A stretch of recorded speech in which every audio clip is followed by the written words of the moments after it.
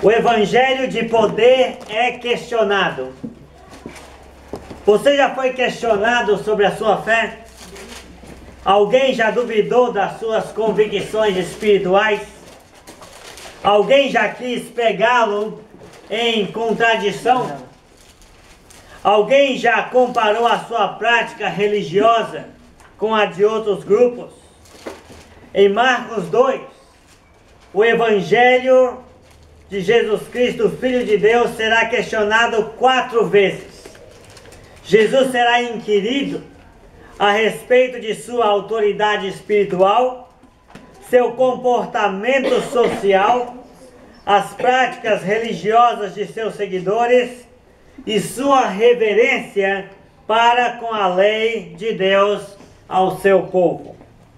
É relevante aprendermos como Jesus rebateu e respondeu aos questionadores e o que isso tem a ver com o princípio básico de nossa fé. Não só o que aprendemos sobre a autoridade de nosso Senhor Jesus, mas também como podemos responder quando formos contraditados pelos inimigos da cruz. Amém? Marcos capítulo 2, versículo 1 a 12.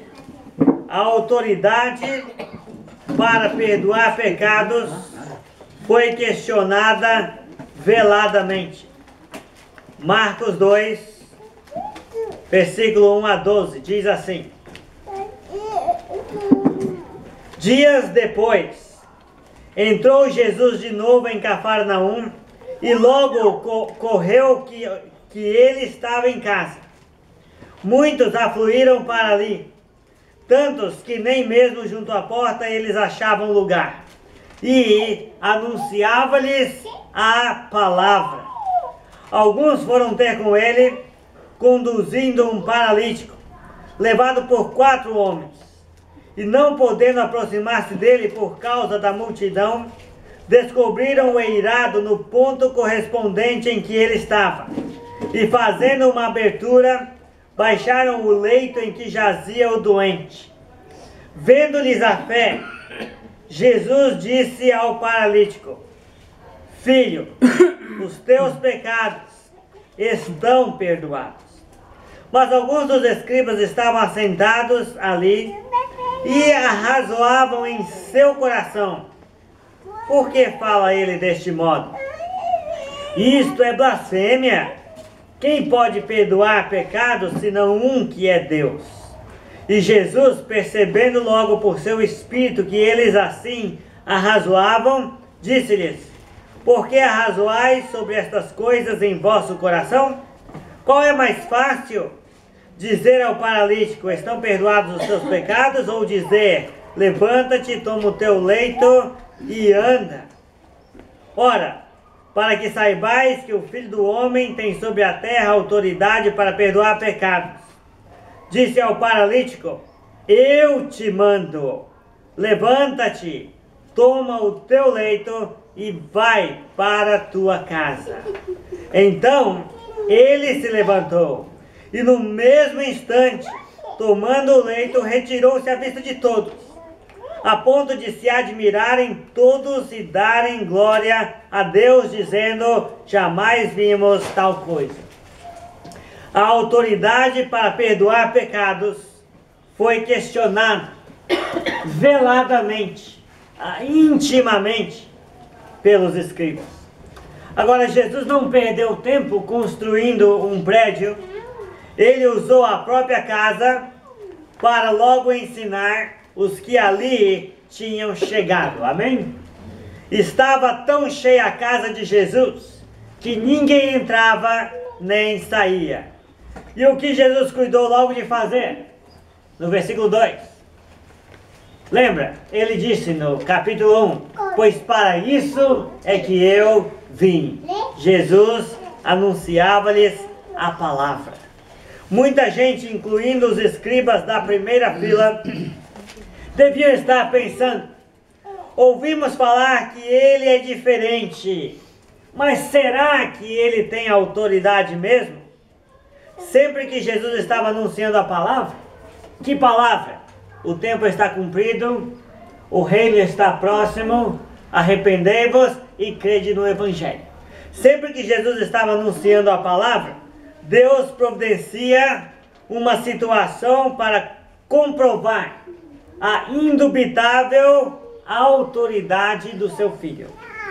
Quantas vezes se ouve sermões sobre os 4 amigos, a fé deles e do paralítico, o seu desespero e sua esperança ao ponto de eles vencerem o obstáculo da multidão e abrirem o teto. Quantas vezes se ouve sermões sobre esses detalhes da passagem e se perde o foco do porquê essa passagem foi escrita. É Jesus quem realmente surpreende, amém? Não é os 4 homens, do paralítico ou o buraco no telhado. É Jesus quem realmente surpreende. Jesus viu o ato de fé deles na esperança da cura, mas não recompensou a fé imediatamente com uma cura. Jesus fez algo muito melhor pelo enfermo. Cristo não faz o que o homem espera. Ele sempre nos surpreende com coisas melhores, amém? Com coisas superiores. Imagine os olhos de Jesus nos olhos do enfermo acamado, descido no meio da sala apertada de espectadores. Filho, os teus pecados estão perdoados.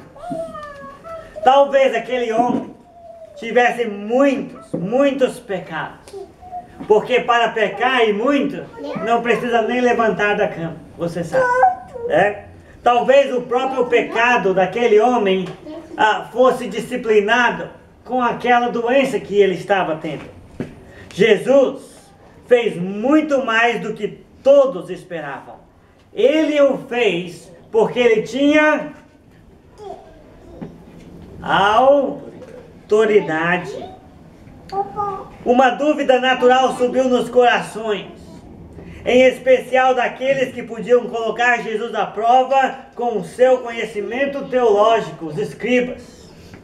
Contudo, notamos que Jesus falou com tal autoridade que eles não lhe disseram palavra, apenas pensaram e enquanto se entreolhavam pensavam: ei, você está pensando mesmo que eu?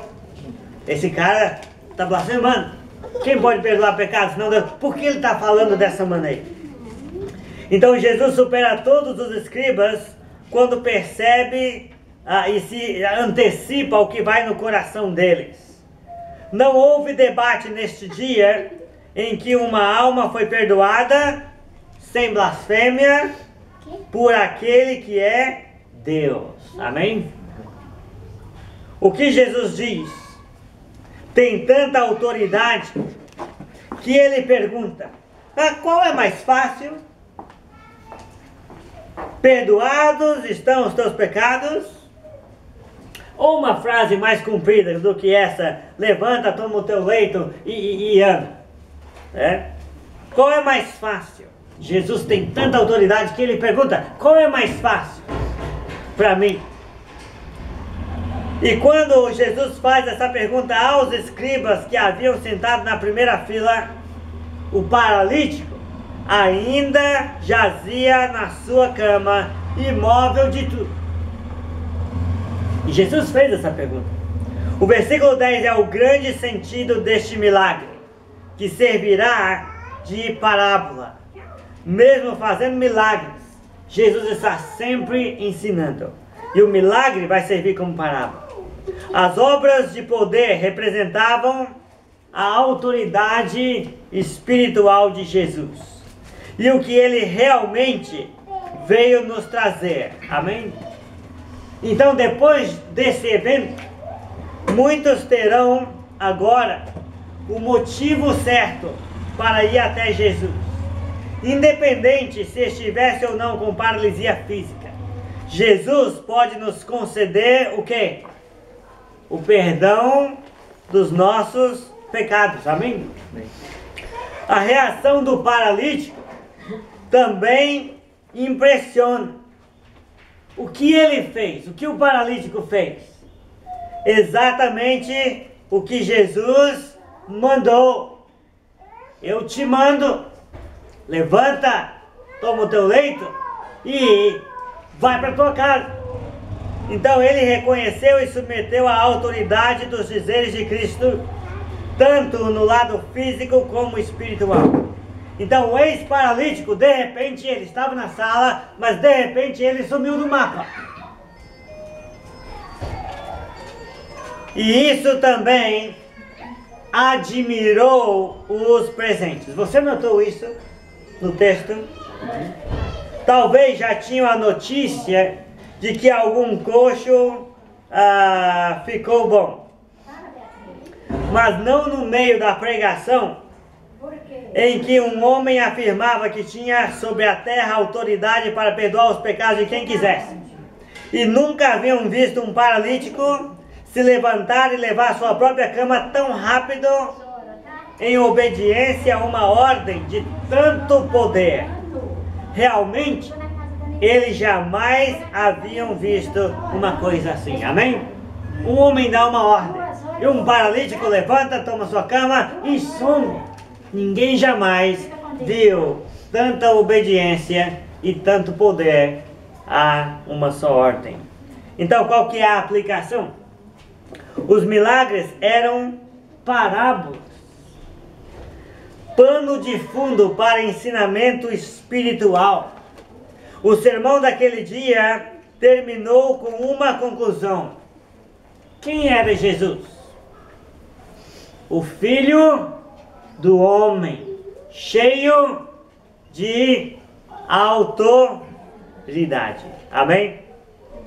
E o que ele tem como prioridade nos conceder? O perdão dos nossos pecados. O que as pessoas deveriam buscar nele? O perdão dos seus pecados. E como elas deviam reagir ante os seus mandamentos que seriam dados de agora em diante? Da mesmíssima forma que o ex-paralítico. Amém? Muito bem. Então Jesus foi questionado, mas ele respondeu com autoridade. E tudo isso tem uma grande lição para nós. Amém? Muito bem. Agora versículos 13 a 17. Note bem aí Marcos 2, 13 a 17. O comportamento social de Jesus foi questionado por aqueles que ainda estavam cegos para a missão de Jesus. Diz assim: de novo saiu Jesus para junto do mar, e toda a multidão vinha ao seu encontro, e ele os ensinava. Quando ia passando, viu a Levi, filho de Alfeu, sentado na coletoria, e disse-lhe: segue-me. Ele se levantou e o seguiu. Parece o paralítico. Achando-se Jesus à mesa, na casa de Levi, estavam juntamente com ele e com os seus discípulos muitos publicanos e pecadores, porque estes eram em grande número e também o seguiam. Os escribas dos fariseus, vendo-o comer em companhia dos pecadores e publicanos, perguntavam aos discípulos dele: ei, por que come e bebe ele com os publicanos e pecadores? Tendo Jesus ouvido isto, respondeu-lhes: os sãos não precisam de médico, e sim os doentes. Não vim chamar justos, e sim pecadores. Amém? Então está vendo que o comportamento social de Jesus foi questionado por aqueles que ainda estavam cegos para a missão de Jesus. Note bem que Jesus, à beira-mar, continuou o seu trabalho de quê? Ensinar a palavra. Está vendo que a multidão já não está indo para ser curada, mas para aprender. Eu não sei por que os fariseus escribas ficaram tão chocados com o comportamento de Jesus junto às pessoas não religiosas. Afinal, quem tinha mais pecados a serem perdoados que o publicano Mateus e os seus amigos? Note bem que eles ainda, os escribas fariseus, eles não têm coragem de questionarem Jesus diretamente. Está vendo? Então eles procuram quem eles acham que podem vencer no debate. Quem? Os alunos de Jesus. Né? Mas sabia Jesus o que ia nos corações dos escribas. Então não ouviria ele o rumor com que cercaram os seus pobres discípulos. Né? A maioria dos médicos não são como Jesus. Que tipo de médico Jesus mostrou ser nesse dia? A maioria dos médicos não são como Jesus.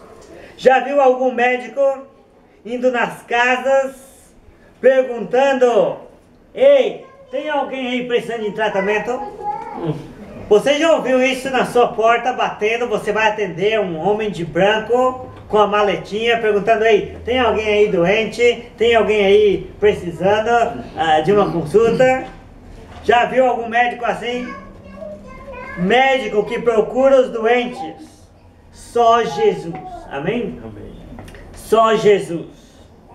Os doutores da lei talvez pensassem ter a cura da lei de Moisés, mas eles não tinham o amor e a iniciativa de Jesus.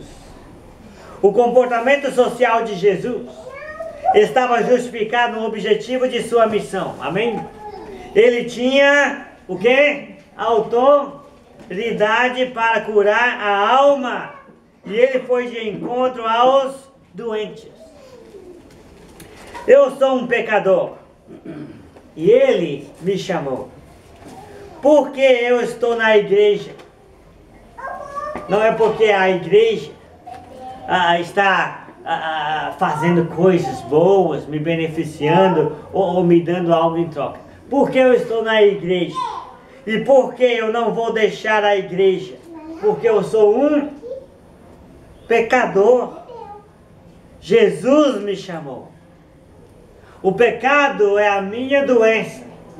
E o meu médico que me trata é Jesus Cristo.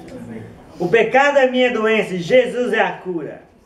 Eu estou internado no Centro de Tratamento Intensivo de Jesus Cristo, que é a igreja. Ou, se você preferir, Reino de Deus, Família de Deus, Corpo de Cristo. A aplicação. Jesus estava nas casas das pessoas que precisavam dele. Amém? Amém. Os discípulos procuram estar onde Jesus estaria. Os fariseus se sentiram santos demais e se isolaram das pessoas.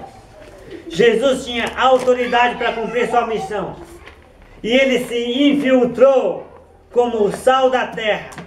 E ele mudou a vida de pessoas como Mateus. Amém? Muito bem. Agora nos versículos 18 a 22, Jesus continua sendo questionado. Jesus foi questionado quanto às práticas religiosas que ele ensinava aos seus discípulos. Acompanhe comigo Marcos 2, 18 a 22.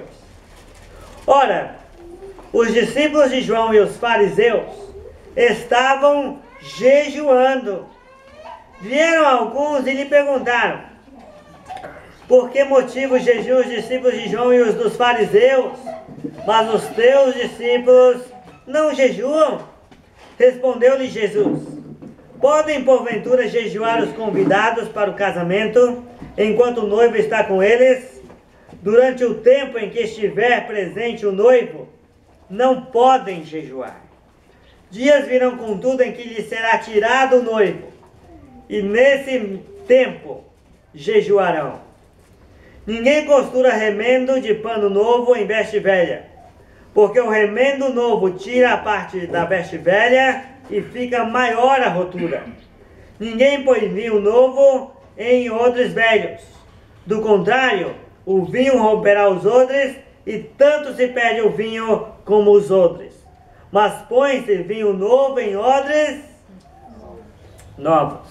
Está vendo? Então Jesus foi questionado quanto às práticas religiosas que ensinava aos seus discípulos. Alguém queria estragar o banquete de Mateus. Agora um novo seguidor de Jesus, né? Alguém queria estragar aquele banquete. Então parece uma pergunta inconveniente para um momento, não é?